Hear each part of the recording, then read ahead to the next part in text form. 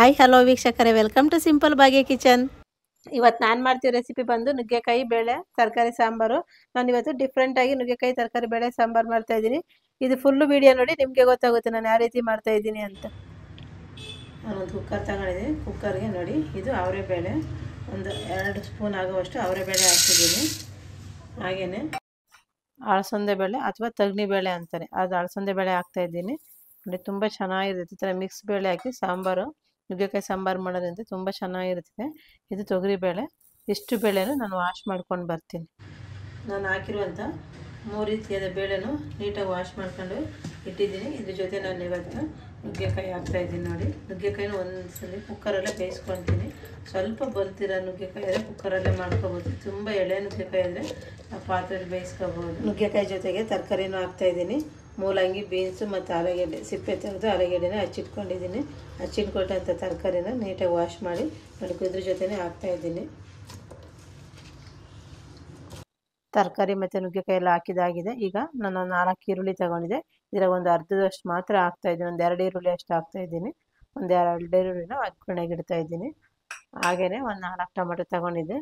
4 ಟೊಮೆಟೊದಾಗ ಅಷ್ಟೇ 2 ಟೊಮೆಟೊದಷ್ಟು ಬೇಯಕ್ಕೆ ಹಾಕ್ತೀನಿ. ಒಂದು 2 ಟೊಮೆಟೊ ಹಾಗೆ ಇಟ್ಟಿರ್ತೀನಿ. ಸ್ವಲ್ಪ ಒಂದು ಬೌಲಷ್ಟು ತೆಂಗಿನಕಾಯಿ ತುರಿ ತಗೊಂಡಿದ್ದೆ. ಆ ತೆಂಗಿನಕಾಯಿ ತುರಿನ ಬೇಯೋದಕ್ಕೆ ಹಾಕ್ತಾಯಿದ್ದೀನಿ.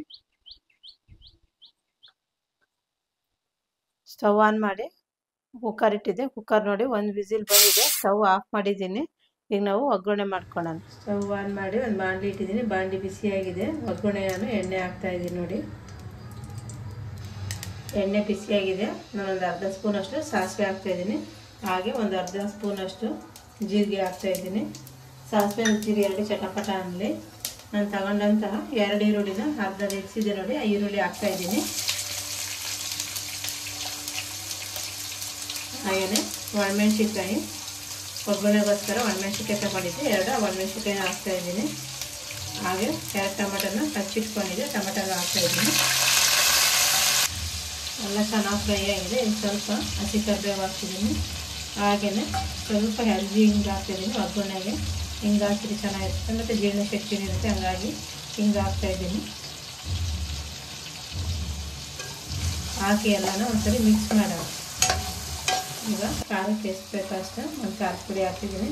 ನೀವು ಎಷ್ಟು ಸಾಂಬಾರು ಮಾಡ್ತೀರೋ ಅಷ್ಟು ನೋಡಿಕೊಂಡು ಖಾರದ ಪುಡಿ ಹಾಕ್ಕೊಂಡು ನಾನಿವತ್ತು 1.5 ಸ್ಪೂನಷ್ಟು ಖಾರದ ಪುಡಿ ಹಾಕಿದ್ದೀನಿ. ಹಾಗೆಯೇ 3 ಟೀ ಸ್ಪೂನಷ್ಟು ಧನಿಯಾ ಪುಡಿ ಹಾಕ್ತಾಯಿದ್ದೀನಿ.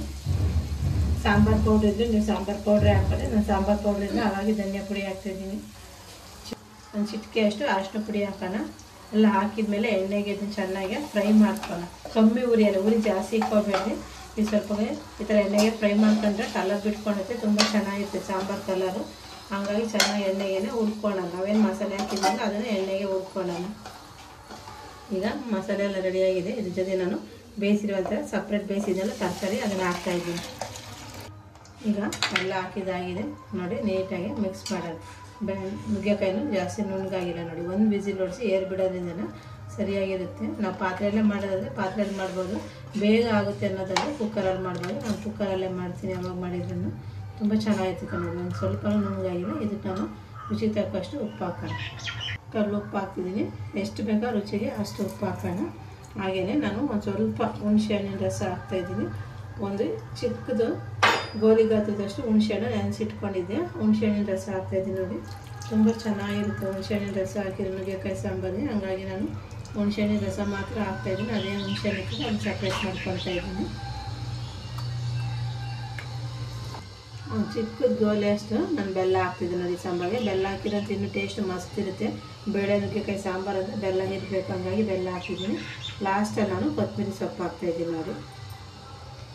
ಇದೇನು ಜಾಸ್ತಿ ಹೊತ್ತು ಕುದಿಯೋದೇನು ಬೇಕಾಗಿಲ್ಲ. ಆಲ್ರೆಡಿ ತರಕಾರಿ ಎಲ್ಲ ಬೆಂದಿರುತ್ತೆ. ಹಂಗಾಗಿ ಜಾಸ್ತಿ ಹೊತ್ತು ಕುದಿಯೋದು ಬೇಕಾಗಿಲ್ಲ. ಒಂದು 2 ಸೆಕೆಂಡ್ ಅಷ್ಟೇ. ಕೊತ್ತಂಬರಿ ಸೊಪ್ಪು ಹಾಕಿದ್ಮೇಲೆ ಒಂದು 2 ಸೆಕೆಂಡ್ ಕುದ್ದಿದ್ರೆ ಸಾಕು, ಸಾಂಬಾರು ರೆಡಿ ಆಗುತ್ತೆ.